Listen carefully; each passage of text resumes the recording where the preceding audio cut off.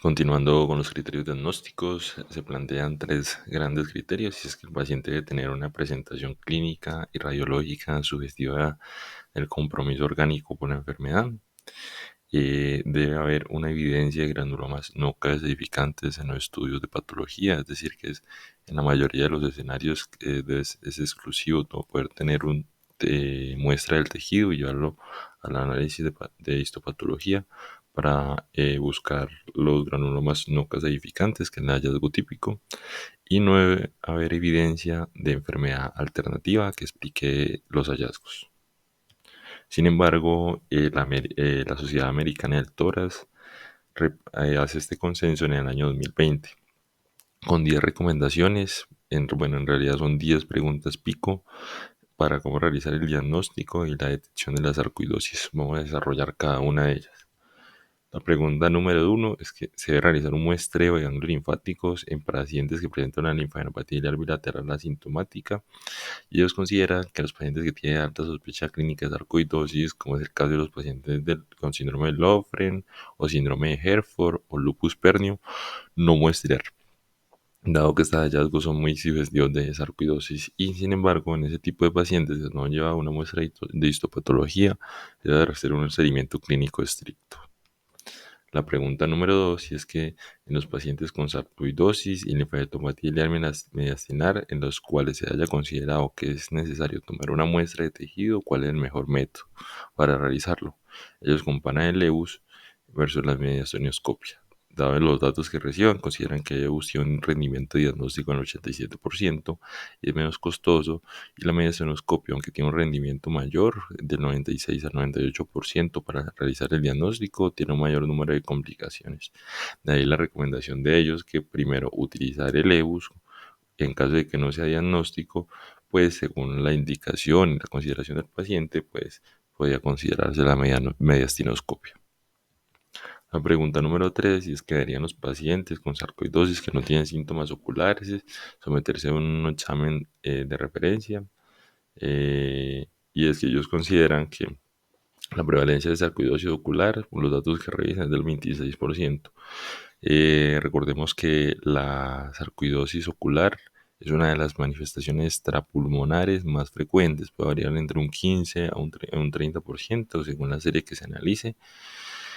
Y en caso de los pacientes que presenten compromiso ocular, pueden presentar panuveitis en un 4%, pero el hallazgo más frecuente es que el paciente tenga uveitis anterior en un 53%.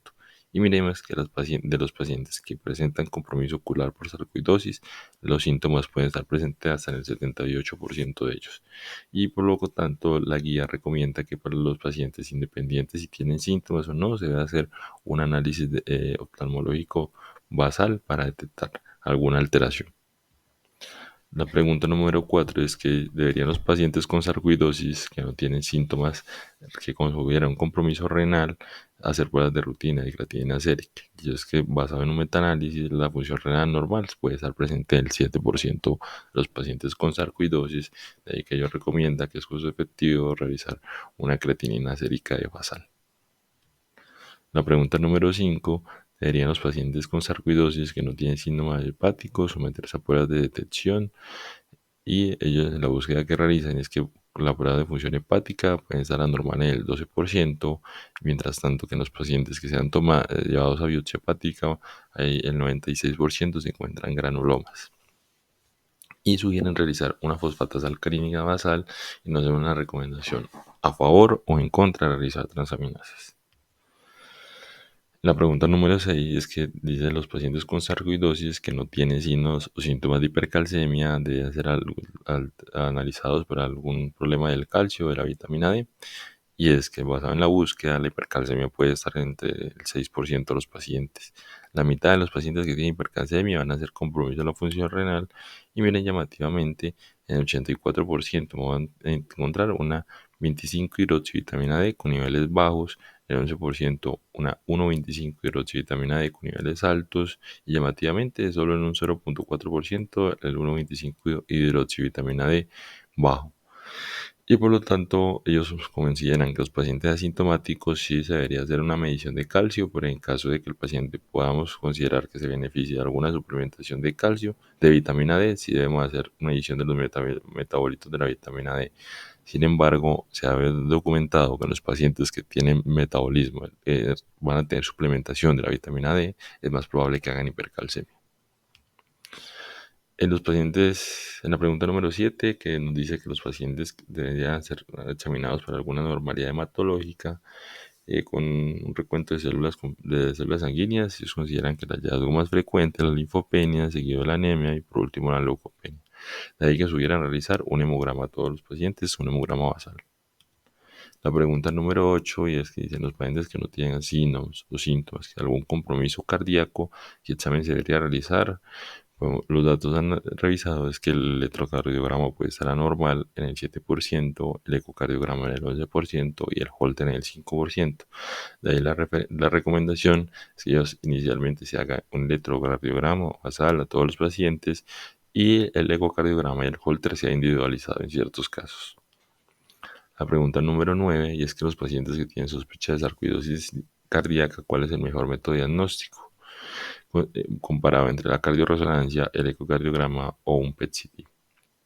Ellos consideran que la cardioresonancia, dado que en caso de encontrarse anormal, se han encontrado una asociación con aumento de la mortalidad, muerte súbita, arritmias, hipertensión pulmonar. De ahí que en caso de que este estudio no esté disponible como prueba diagnóstica inicial, se puede continuar con un ecocardiograma o un PET-CT según la disponibilidad. En la pregunta número 10, que harían los pacientes con sarcoidosis que se sospecha que tienen hipertensión pulmonar someterse a un ecocardiograma transtorácico, y es que basado en los datos que ellos revisan, la hipertensión pulmonar puede estar presente del 5 al 20% de los pacientes y sugieren realizar un ecocardiograma como una prueba inicial. Este es el resumen de las recomendaciones de la guía que acabamos de evidenciar. Y el algoritmo diagnóstico de que ellos presentan es que los pacientes si tienen alta sospecha de sarcoidosis, como es tener un síndrome de Lofgren, un síndrome de Hereford, un lupus pérdido, una neuropatía ileal bilateral sin síntomas, pues esos pacientes pues no deberían, pues basado en la recomendación, no es necesario no es exclusivo tener un estudio de histopatología, por lo que ya por la presentación clínica es altamente sugestiva de sarcoidosis. Vamos a tener una sarcoidosis probable. Por el otro lado, si tenemos una presentación consistente con sarcoidosis, realizamos la biopsia y dependiendo del resultado puede ser positiva con hallazgos consistentes de sarcoidosis. Siempre debemos escribir otras causas y para llegar a un diagnóstico de una sarcoidosis probable, o puede ser una biopsia negativa basado en los criterios clínicos. Podemos tener una sarcoidosis probable o considerar otro diagnóstico alternativo.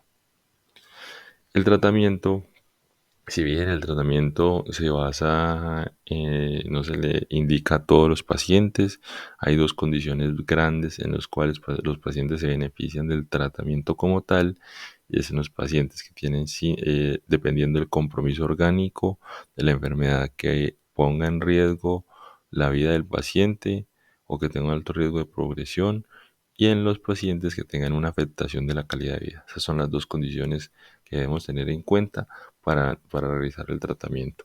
Este es el algoritmo de tratamiento que plantea la Guía Europea 2021 para los pacientes con sarcoidosis pulmonar.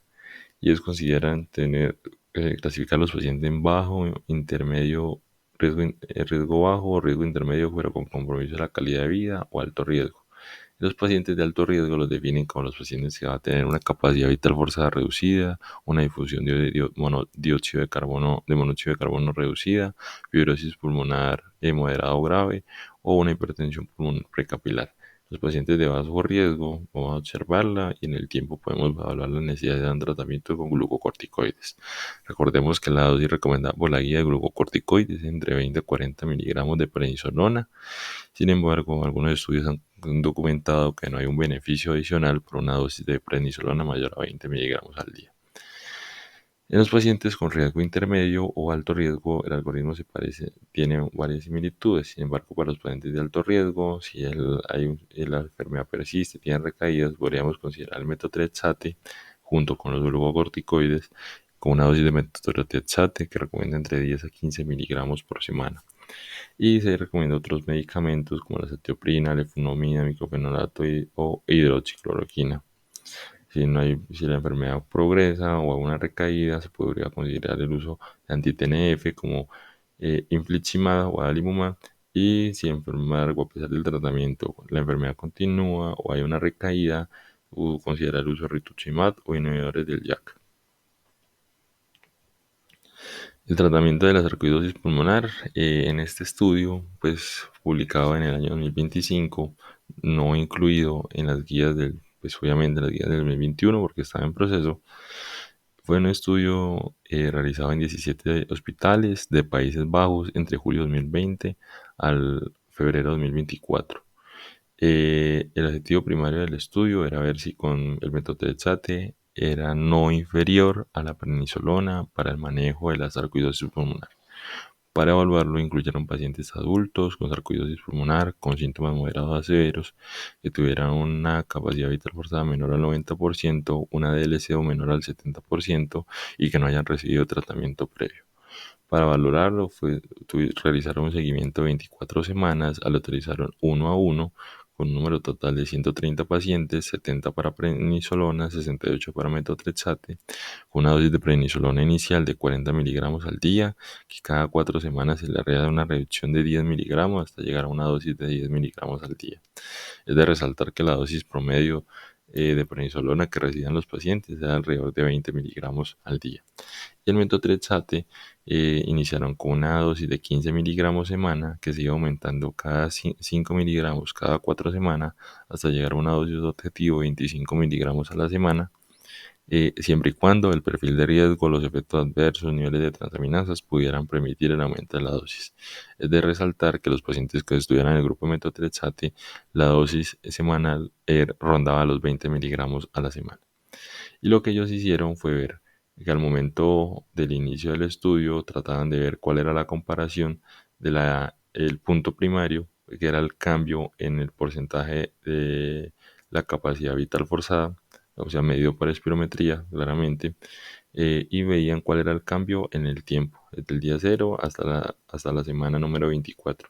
Si bien podemos ver que los pacientes con prednisolona tuvieron un cambio más rápido en el tiempo, mientras que los pacientes con metotrexate el cambio de la capacidad vital forzada tuvo un comportamiento más lineal, fue progresivo en el tiempo, y a las 24 semanas se pudo concluir que por lo menos el metotrexate es un medicamento no inferior a la prednisolona para el manejo de la sarcoidosis pulmonar. El pronóstico de los pacientes los podemos tener algunos pacientes que van a tener según las características clínicas, genotípicas o fenotípicas de mal pronóstico, o unos factores que van a ser de un buen pronóstico.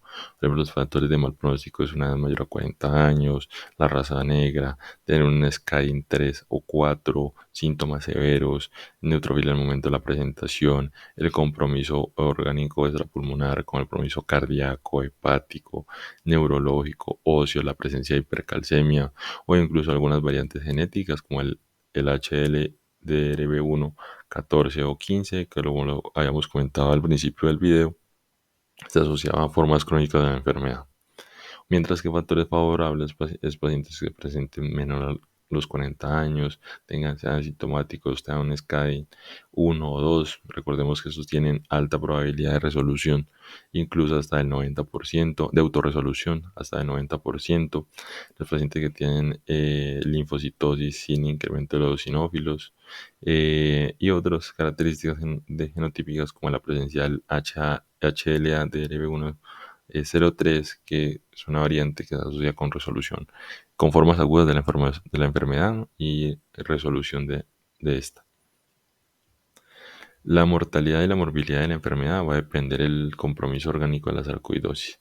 Si bien vemos la mortalidad es mucho más alta en los pacientes que han de hipertensión pulmonar, compromiso cardíaco, fibrosis pulmonar, que puede rondar entre el 10 hasta el 35% según el compromiso que tenga, la morbilidad es muy alta en la mayoría de los pacientes con sarcoidosis.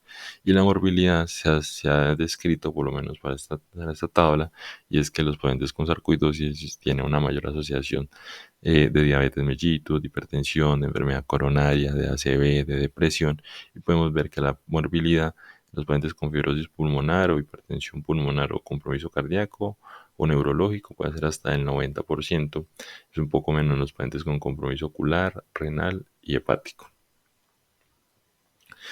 En este estudio que trataban de valorar la mortalidad de los pacientes con sarcoidosis, fue un estudio de corte basado en registros suecos durante un periodo de seguimiento de 10 años, del 2003 al 2013, incluía pacientes de entre 18 y 85 años, emparejados 1 a 10, es decir, hubo un paciente con sarcoidosis con 10 pacientes de la población general y se emparejaban por año de nacimiento, sexo y residencia. Al final se obtuvo 8.207 pacientes con sarcoidosis y 81.119 de la población general. Ellos trataban de ver cuál era la probabilidad de supervivencia en el tiempo. En esta gráfica, en la línea de guiones, correspondía a la población general. Por acá seguía a los pacientes con sarcoidosis que no recibían tratamiento y llamativamente, miren que los pacientes con sarcoidosis que tenían tratamiento tenían la probabilidad de supervivencia más baja. El tratamiento se definía como un paciente que al momento de realizar el diagnóstico tenía una prescripción de una fórmula por más de 3 meses de medicamentos para el tratamiento de la sarcoidosis, como la prednisolona, el metotrexate, la cetiopurina, entre otros. Ellos pudieron ver que la sarcoidosis, comparada con la población general, tenía un hazard ratio de 1.64, es decir, era mayor la mortalidad en general al tener sarcoidosis. Los pacientes con sarcoidosis que recibían tratamiento comparado con la población general, miren que el hazard ratio era mucho más alto, mientras que en los pacientes con sarcoidosis que no tenían tratamiento, que no recibían tratamiento, comparado con la población general, no hubo una diferencia estadísticamente significativa, digamos que el intervalo atraviesa la unidad. Y los autores nos dan una hipótesis y es que probablemente los pacientes con sarcoidosis que recibían tratamiento al momento del diagnóstico de la enfermedad tenían un compromiso más severo por sarcoidosis. Este es un resumen de todas las manifestaciones que puede dar la sarcoidosis como manera de infografía y que lo podamos compartir. Como mensajes finales, es una enfermedad desencadenada por un antígeno no identificado, probable antígeno que ingrese al organismo por vía inhalada. Su presentación clínica es muy amplia y variable. Podemos, según la revisión que acabamos de realizar, puede comprometer casi que la totalidad de los órganos del cuerpo. En la mayoría de los casos se requiere histopatología para confirmar el diagnóstico, si bien tenemos algunas recomendaciones según las guías en los que no es estrictamente necesario la histopatología, como el síndrome de Lofgren, Hereford, el lupus pernio, y siempre es un diagnóstico de exclusión. Muchas gracias por su atención, espero que les haya gustado mucho el video, los invito a compartir, a seguirme en las redes sociales. Hasta un próximo encuentro.